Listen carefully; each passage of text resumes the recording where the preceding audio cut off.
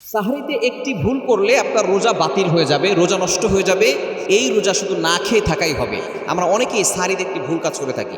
আমরা অনেকেই দেখা যাচ্ছে সাহরিতে দেরি করে ঘুম থেকে উঠি। আপনি একটু আগে ওঠার চেষ্টা করবেন। সাহরি এমন সময় খাবেন যাতে করে সাহরি খাওয়ার পরে আপনি সাহরি শেষ সময়ের আগে আরও 50টি আয়াত তেলাওয়াত করতে পারেন। এমন আগে আপনি সাহরি খাওয়া শেষ করে ফেলবেন। কিন্তু দুঃখজনক হলেও সত্য, আমাদের সমাজের বিশেষ করে বাংলাদেশের মানুষরা আমরা দেখা যাচ্ছে যে সাহরি একেবারে আজান পর্যন্ত খাই, হাইয়া আলা সলা পর্যন্ত খাওয়া শেষ করি, বলি যে হাইয়া আলা সলা পর্যন্ত খাওয়া যাবে। এটা কখনো করবেন না। যদি আপনার সময় হয়ে যায়, ওয়াক্ত হয়ে গেছে, আপনি যদি সুবে সাদিকের পরেও খেয়ে থাকেন, তাহলে মনে করবেন যে আপনার রোজাটা বাতিল হয়ে গেছে, এই রোজা আপনার হবে না। একটা ভুল অধিকাংশ মানুষ করে থাকে, তারা শেষ সময় তারা খাওয়া শুরু করে। দেখা যাচ্ছে অনেকে ঘুম থেকে আগে ওঠে, বিভিন্ন কাজ করতে করতে একটু অলসতামি করতে করতে দেখা যাচ্ছে যে একবারে শেষ সময় গিয়ে খায় এবং খেতে খেতে আজান হয়ে যায়।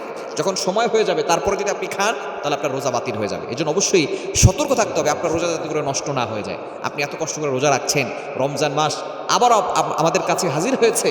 এই রমজান আমাদের শেষ রমজান হতে পারে। আমাদের রোজাগুলো যাতে করে সুন্দর হয়, সারি যাতে করে সুন্দরভাবে করতে পারি, ইফতার যাতে করে সুন্দর সময় করতে পারি, এ বিষয়ে খেয়াল রেখে পরিকল্পনা করে কাজ করতে হবে। The plan is half of the work. পরিকল্পনা হচ্ছে কাজের অর্ধেক। আগে থেকে পরিকল্পনা করবেন, আমি কয়টার ভিতরে খাওয়া শেষ করব, আজকে সারির শেষ সময় কয়টায়।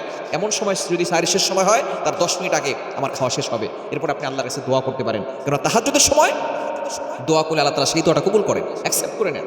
আমাদের অনেকেই বলে হুজুর দোয়া কবুল হচ্ছে না। আপনি দোয়া করলে এই তাহাজ্জুদের সময় করবেন, ইফতারের পূর্বে করবেন। এই সময় দোয়া করলে আল্লাহ তাআলা আপনার দোয়া কখনো বিফলে দিবেন না, এই দোয়া ফিরিয়ে দিবেন না। আল্লাহ তাআলা আপনার দোয়াগুলো অ্যাকসেপ্ট করবেন, কবুল করবেন। এই একটি ভুল করবেন না, সময় হয়ে গেলে আজান হয়ে যাওয়ার পরে আপনি আর খাবার খাবেন না।